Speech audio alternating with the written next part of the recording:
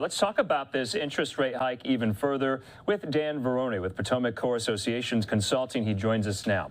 Dan, good to see you. We talk to you every time this happens when Federal Reserve Chair Jerome Powell raises these interest rate hikes. And I think now the federal funds rate is in that, 5.1, 5.2%. It's quite high. But, he did not give language today indicating that there would be another one in the near term. What did you think of that? Well, interestingly enough, what I heard the Fed chair say today in his statement and press conference is that any future consideration would be purely data dependent. But I think my takeaway from today's press conference and Chairman Powell's statement was this. I think that we're in a triple threat economic environment. What I mean by that is we've got sticky inflation. Admittedly, inflation is down from 9.1% last June to 5%, but the point is it's still twice of the Fed target rate. So let's start with that. The second thing is these regional bank failures are serious business. 3 regional banks have failed. There are other regional banks, and we don't know the status of their balance sheets or their financial situations, and they may pose a greater risk than we are aware of today. Okay. And third and final thing that I want to say is that this federal spending issue is serious business, Andrew. So we've got a $20 trillion U.S. economy, and we're spending over $30 trillion, and it's a big problem. And while the debt limit needs to be raised and signed by the president, both parties need to come together in serious conversation and serious negotiation, determine what they're going to do to not only pass the debt limit, but to reduce spending, because it is that federal spending that's a critical driver of inflation. Okay, Dan, I want to put up this tweet. I want to talk about some of these regional banks.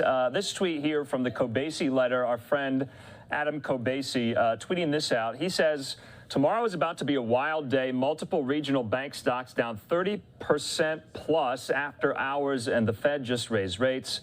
PacWest Bank, now a penny stock, and while regional bank sector hits new low. So we could be seeing, and correct me if I'm wrong here, do you think this is the next domino to fall here, PacWest Bank? We just saw over the weekend First Republic. These regional stocks, Dan, they are ailing, and you and I have talked about this in the past. When Jerome Powell raises these interest rates, that was one of the, I guess, main causes of why some of these banks folded in the first place. You're exactly right, and we have talked about it in the past. But one of the other takeaways I have today from Chairman Powell and the press conference was as follows. While I understand it is the vice chair of the Federal Reserve's responsibility in terms of being accountable for supervision, the Federal Reserve and the regional Federal Reserve boards need to have much tighter control and really be supervising these regional banks. This is a big miss on their part.